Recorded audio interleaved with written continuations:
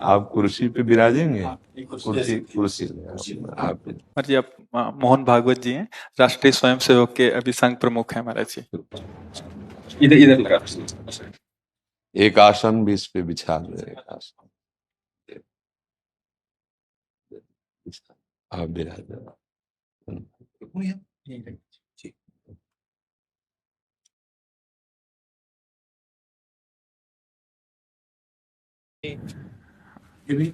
हाँ, पहना दीजिए। राधा राधा दे दे। इधर दीजिए।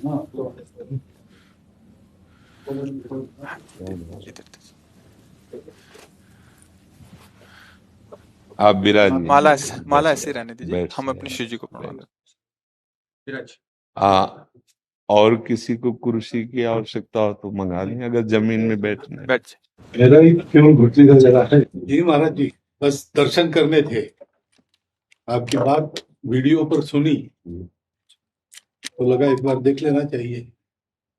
चाह मिटी चिंता गई मनुआ बेपरवाह, ऐसे लोग कम देखने को मिलते। देखो, अपने लोगों का जन्म जो भगवान ने दिया है ना, ये सिर्फ सेवा के लिए दिया है। व्यवहारिकी सेवा और आध्यात्म की सेवा, ये दोनों सेवाएं अति अनिवार्य है। केवल व्यवहारिकी सेवा ही होती रहे, हम अपने भारतवासियों को अगर हम परम सुखी करना चाहते हैं तो केवल वस्तु और व्यवस्था से नहीं कर सकते, उनका बौद्धिक स्तर सुधरना चाहिए। आज हमारे समाज का बौद्धिक स्तर गिरता चला जा रहा है, बहुत चिंता का विषय है।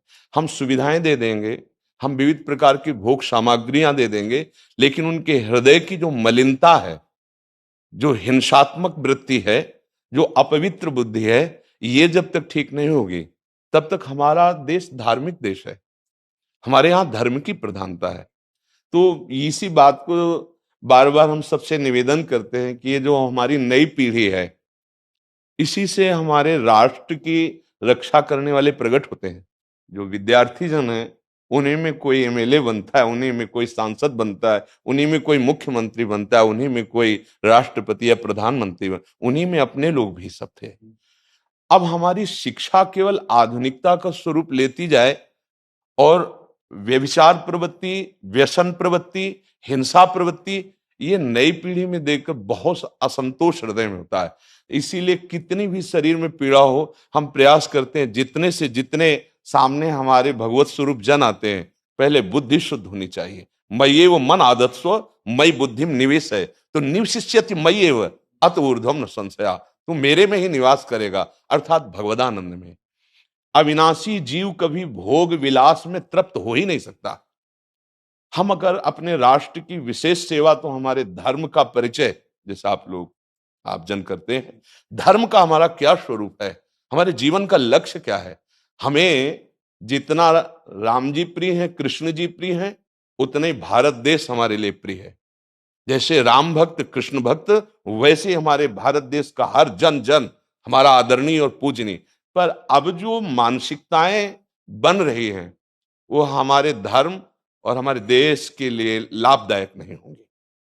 व्यसन का इतना बढ़ता स्वरूप, व्यभिचार का इतना बढ़ता स्वरूप, हिंसा का इतना बढ़ता स्वरूप, ये बहुत ही विपत्तिजनक है।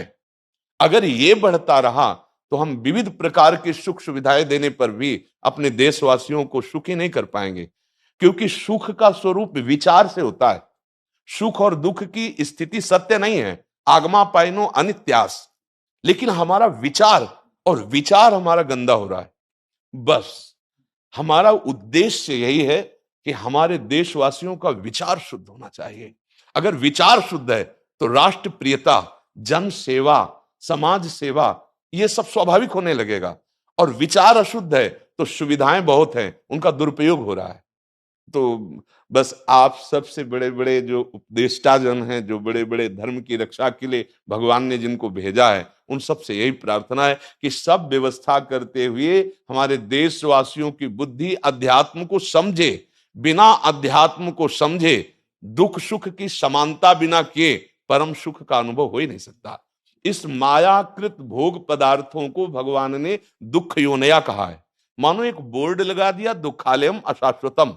और हम सब यही चाहते हैं कि लौकिक भोगों को भोगने से ही हमारा राष्ट्र सुखी हो जाएगा या हम सुखी हो जाएंगे। नहीं, लौकिक भोगों को पूजन सामग्री बना करके और साध्य सच्चिदानंद प्रभु को रखा जाए तो आनंद की उमंगन हो जाएगी। बहुत सुंदर मानव जीवन का स्वरूप है, जिसे देव दुर्लभ कहा गया। दुर्लभो मानुषो देहो। लेकिन क्या दुर्लभता शब्द स्पर्श रूप रस गंध इन्हीं विषय के भोगने की या इन्हीं सुविधाओं के लिए दुर्लभ कहा गया?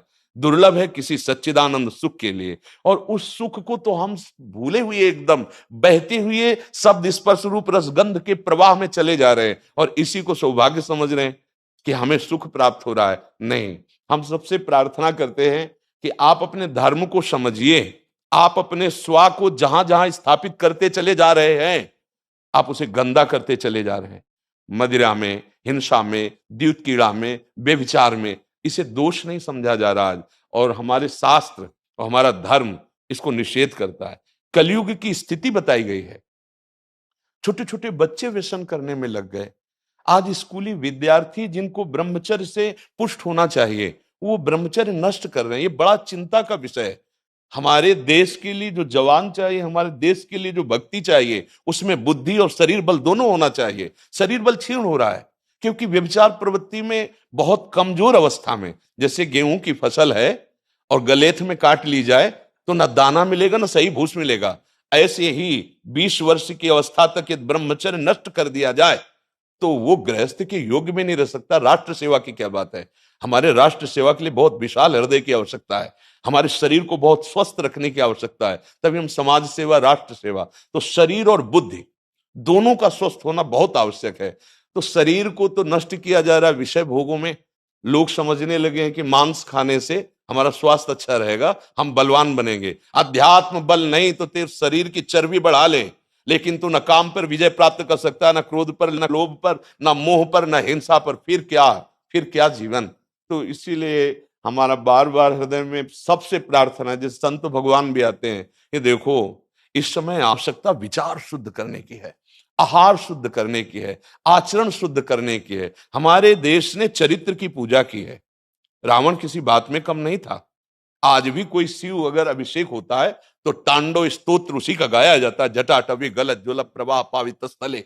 ऐसा विद्वान और ऐसा बलवान जो 20 बार जैसे झूला आराध्य देव को झुलाया जाए, ऐसे महादेव सहित पार्वती को बाजुओं पे झुलाया, वो महाबली चरित्रहीन हो गया तो अपने देशवासियों ने राक्षस कह दिया उसको। चरित्र, आज हम चरित्र पर ध्यान ही नहीं दे रहे। चरित्र बेचना मतलब कोई समझ में नहीं आ रहा।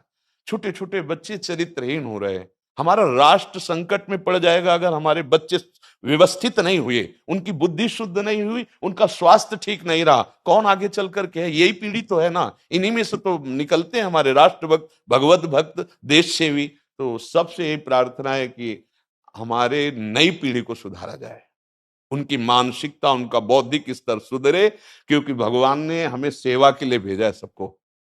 चाहे जितना एकांत गुफा में भजन करे, उसकी भजन की सिद्धि समाज सुधार में लगेगी। अगर समाज सुधार में नहीं हुई तो खास बात नहीं हुई। अपना उद्धार कर लेना कोई खास बात नहीं है। खास बात है अपने जीवन को सत्य और तप में तपा करके समाज को प्रदान कर देना। हाँ, विविध प्रकार से हमारे समाज को सुख पहुंचे, इसी में भगवान विराजमान है। बहुनाम जन्म नाम अंते ज्ञानवान माम प्रपद्यते वासुदेवा स्वरम इत्सम आत्मा सुदुर्लभा। भगवान कहते हैं बहुत जन्मों की आराधना के बाद ऐसा विवेक जागृत होता है, ऐसा ज्ञान प्राप्त होता है कि सबके हृदय मंदिर पर भगवान वासुदेव विराजमान है। और यही अगर लक्ष्य बन गया तो संसार की सेवा करते हुए वो भगवान को प्राप्त हो जाएगा। ये संसार है नहीं, ये वासना वासुदेवस्य वासितम भुवनत्रयम् सर्वभूत निवासोस्मि वासुदेव नमोस्तुते। वो वासुदेव ही अपनी वासना, इच्छा, एको हम बहुत श्यामा विस्तार कर लिया है। यही जनाना है कि तुम साधारण देह नहीं हो प्यारे, तुम अविनाशी के बच्चा हो, जो चाहो कर सकते हो। पर तुम्हारी चाह गलत दिशा को चली गई। व्यसन छोड़ो, बेविचार छोड़ो, तो हमारी राष्ट्र सेवा में लगो, समाज सेवा में। बूढ़े बूढ़े माता पिता को जवान बच्चे निकाल दे रहे हैं। क्या ज्ञान है? जिस समय हम किसी ज्ञान के योग्य नहीं थे, अपनी रक्षा नहीं कर, उन्होंने हमारा मल धोया। आज हमें अवस्था उनकी सेवा की। हमारा समाज किस तरह से गिरता जा रहा है। जब बूढ़े जन मिलते हैं ना कि हमें घर से निकाल दिया, हमारे बेटे सेवा नहीं करते, तो लगता है हमारे शास्त्र तक पहुंचना तो बड़ी कठिन बात है। ये मनुष्य की मनुष्यता को भी छोड़ते चले जा रहे हैं, नहीं चले जा रहे। अब जैसे और लोग बहुत से वचन ऐसे, हम आपको ये दे देंगे, हम आपको ये दे देंगे, उसे होगा क्या? जो आप देना चाहते हो बहुतों के पास है। इनकी बुद्धि सुधारो, इनको धर्म का ज्ञान करवाओ, इनको राष्ट्र प्रियता सिखाओ कि राष्ट्र के लिए कैसे प्राण समर्पित किए जाते हैं। हाँ, अगर ये नहीं हुआ तो सुख सुविधाओं में फिर भोगवृत्ति बढ़ती चली जाएगी और लाभ नहीं मिल पाएगा। परसों नोएडा में मुझे भाषण करना था भारत के विकास पर। स्व के आधार पर भारत का बिल्कुल यही बात मैंने रखी। आप लोगों से सुनते वही बोलते और वही करते, राष्ट्रीय और व्यक्तिगत चरित्र का। बस चिंता ये होती कि हम लोग करते चले जा रहे हैं, आप लोग भी करते चले जा रहे हैं, इतनी बातें बढ़ भी रही है। तो प्रयास तो हम करेंगे, निराश तो हम कभी होंगे नहीं, क्योंकि जीना इसी के लिए है, मरना है तो इसी के साथ मरना है। परंतु क्या होगा ऐसी चिंता मन में आती है, इनके भी मन में आती है, उनके भी, सबके मन में रहेगी। इसका उत्तर सीधा ये है कि क्या हम श्री कृष्ण पर भरोसा नहीं करते? क्या बात है, बस हमें जो एकदम सही, हमें जो खास बात पकड़नी है, क्या हम सच्चिदानंद त्रिकालज्ञ सर्वज्ञ जगत गुरु भगवान श्री कृष्ण के भरोसे में भी कमी है क्या? अगर भरोसा दृढ़ है तो वही होगा जिसे कहा जाता है परम मंगल में, परम मंगल होगा, कदम पीछे नहीं। हम अध्यात्म बल को जानते हैं, हम अपने स्वरूप को जानते हैं, इसलिए हमको ये नहीं डरना कि होगा क्या। 3 प्रकार की लीलाएं भगवान की हो रही, एक सृजन और एक पालन और एक संहार। जिस समय जैसा आदेश होगा हम उनके दास हैं, वैसा ही करेंगे। क्या होगा? अब वही होगा जो मंगल रचा होगा श्री कृष्ण। अब संशय तो करना नहीं है, हाँ बिल्कुल संशय नहीं करना। जैसे आप अपने लोगों को तैयार किया है श्री कृष्ण ने, ऐसे ही आपके इन्हीं में से एक तैयार हो जाएगा जो बहुत जोर का संभालेगा। आपको चिंता नहीं करना आगे क्या होना है।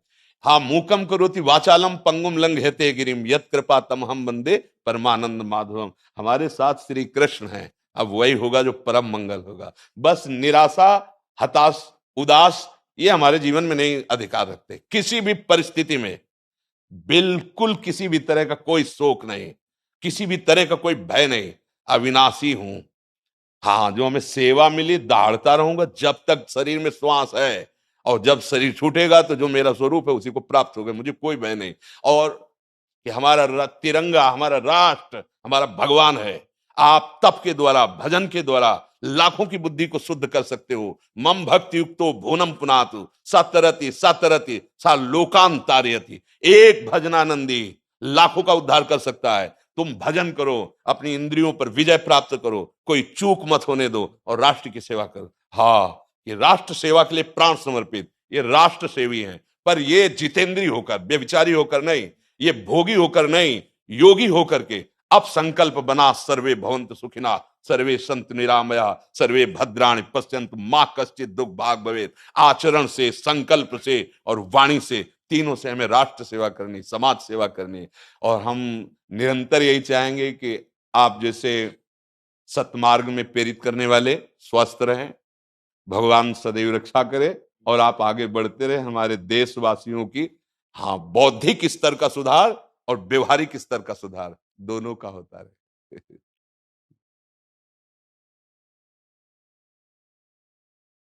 आगे बढ़ो महाराज।